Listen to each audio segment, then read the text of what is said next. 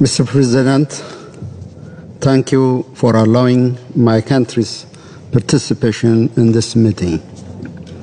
I thank the Secretary General Antonio Guterres for his briefing, and I acknowledge the presence of Under-Secretary General Martin Griffiths. Mr. President, on the World Humanitarian Day last week, the Secretary General provided emphasis to the situation in my country. The government of Ethiopia appreciates the good faith engagement by the Secretary General. We appreciate the Secretary General call for ending the suffering of the Ethiopian people. This same objective will continue to drive the efforts of the government of Ethiopia, as was the case in the past 9 months following the treasonous and unforgettable attack against the northern command of the Ethiopian National Defense Force by TPLF.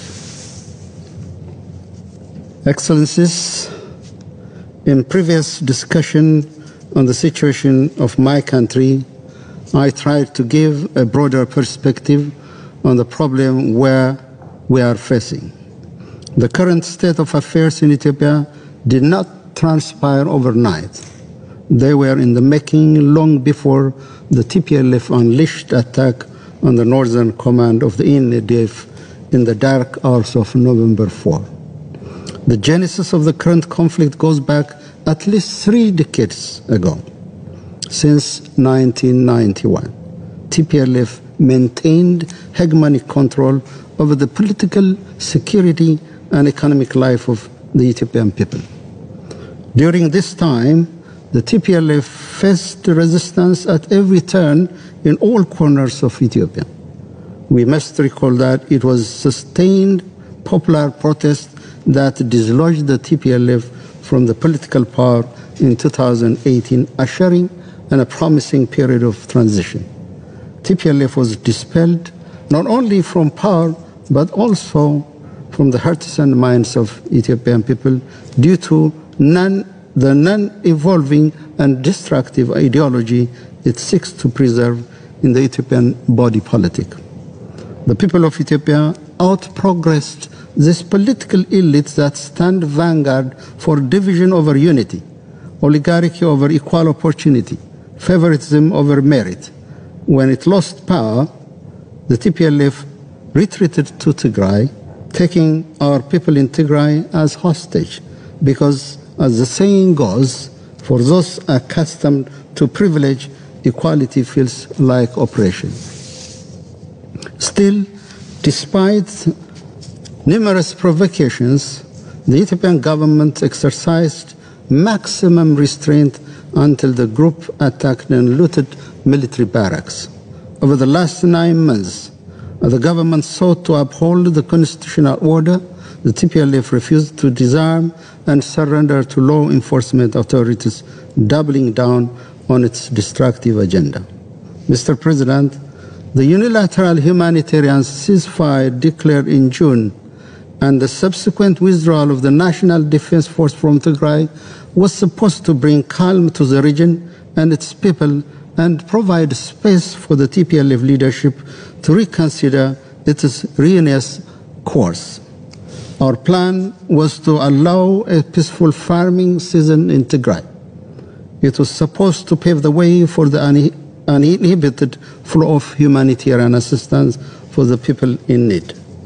If it went according to our plan and vision, the ceasefire would have allowed us to embark on rebuilding and reconstruction in the region, and the repair and reconnection of infrastructure and economic apparatus disrupted by the TPLF.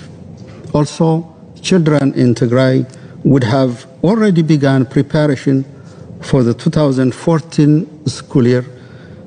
It is 2014 in Ethiopia, it is 2020 in the Gregorian calendar. That is set to begin next September.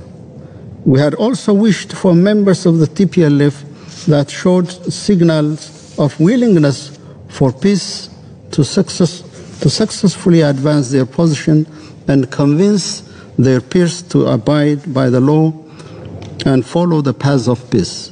The government's commitment for peace was given no regard by the TPLF, who called the ceasefire a joke, and also by members of the international community that tolerated, enabled, and condemned the group to follow its destructive path. The repeated plea for ceasefire was ignored, and we now have Ethiopian children in Tigray subjected to forced recruitment to serve as cannon fodders. We also see aid distribution conditioned to parents giving away their children to war. Not only farmers in the Tigray region, but also those in adjacent Afar and Amhara region are now unable to farm their land, exposing them to the indigeneity of receiving aid to sustain their family. Hundreds of thousands in Afar and Amhara region are displaced and have sustained irreparable damage for their well-being. In absolute disregard for the well-being of people and in greedy pursuits, whatever is there to be acquired by creating mayhem on the very people it purports to stand for, TPLF blocked humanitarian aid. The group also engaged in formalization of fronts between internal and external actors bent on destabilizing the great nation that is Ethiopia. In this regard, we see a clear coordination between these internal treasonous elements and external actors from near and afar that have opened a multidimensional offensive to obstruct Ethiopia's right to use its natural resources. Mr. President, as to humanitarian assistance, the government of Ethiopia is fully cognizant of its obligation to its citizens. Sensationalization and politicization of our situation doesn't inform our response. We will continue to deliver on our obligation using all means and allocating all available resources. In this regard, the government of Ethiopia first is committed to hastening clearance of humanitarian convoys. In fact, we are committed to reducing the number of checkpoints and to fast-track scanning process. We are working with partners to introduce modern scanning technology. Second, we'll continue to consider requests for humanitarian flights. World Food Programme and the National Disaster Risk Management Commission are administrating their humanitarian flights with no impediment. Third, we'll continue to provide cash and manage it in a predictable and sustainable manner for all humanitarian agencies. Similarly, the resumption of public service requires peace and rule of law in Tigray. These essential services cannot be reconnected while the group that today killed 33 infrastructure operators and engineers, looted aid, diverted aid, and confiscated humanitarian convoys continues to persist on its destructive path of war. Mr. President, our goal is peace. Unfortunately, the TPLF is standing between Ethiopia and peace. TPLF is not the victim, it is the culprit. The people of Ethiopia, especially those in Afar, Amhara, and Tigray region, are living under undeserved and insufferable conditions.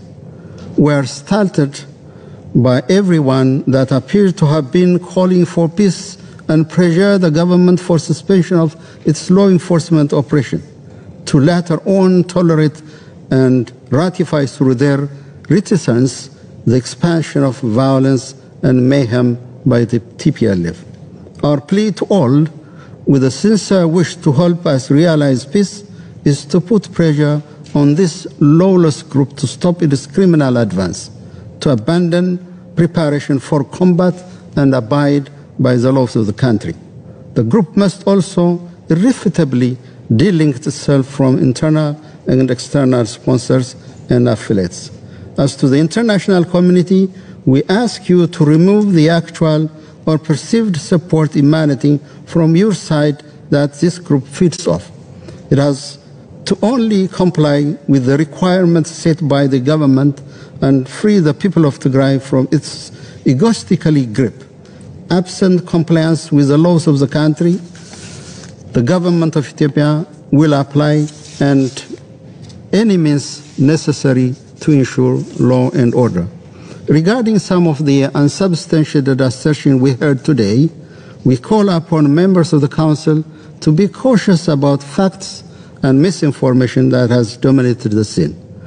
There is no discrimination based on any ground, including ethnicity, religious, or any other background. We are not people with less moral. We are people of values. We survived for centuries through social cohesion. We built unity while honoring differences. The Ethiopian reform is all about how to strengthen our unity and live in harmony. The reform is not to learn to die through ethnic divisions, as has been professed, propagated, and implemented by TPLF for over 30 years. Mr. President, I would like to use this opportunity to express our gratitude for all of you who stood with us in times of our need.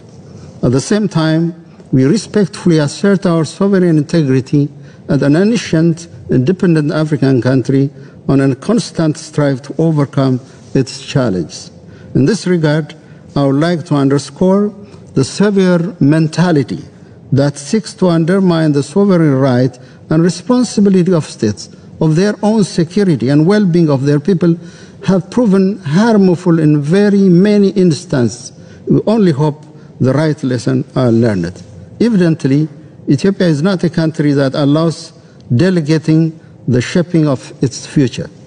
The international community has witnessed undue foreign pressure and interference is not appreciated by a soul in my country. And after the fact, regret, and admission of failure in foreign policy will not help. Hence, we call on everyone concerned to work with us. We are ready to work with all well-intentioned partners. I thank you, Mr. President.